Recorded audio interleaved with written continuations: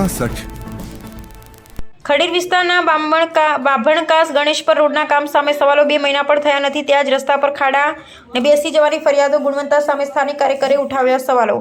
ખડીર વિસ્તારના બાભણકા ગામથી ગણેશપરને જોડતો આશરે 7 કિલોમીટરનો માર્ગ આવેલો છે, જેમાં અંદાજે 3 થી 4 કિલોમીટર જેટલા રસ્તાના નવા ડામર કામને મંજૂરી મળ્યા બાદ ખાતમુહૂર્તનો ભવ્ય કાર્યક્રમ યોજાયો હતો, પરંતુ કામ પૂર્ણ થયાને હજુ માંડ 2 મહિના જેટલો સમય થયો છે. ત્યાં જ રસ્તા પર અનેક જગ્યાએ ખાડા પડવા લાગ્યા છે. કેટલીક જગ્યાએ રસ્તો બેસી ગયો હોવાની ફરિયાદો સામે આવી છે.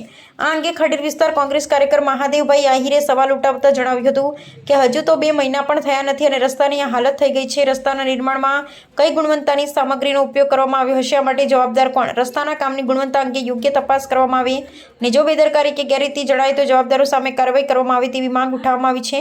મહાદેવભાઈ આહિરે વધુમાં સવાલ ઉઠાવ્યો છે કે ખડીર વિસ્તારમાં વિકાસના નામે આટલો ભ્રષ્ટાચાર કેમ? જય જવાન જય કિસાન. રિપોર્ટર ઠક્કર અનિલ, રાપર, કચ્છ.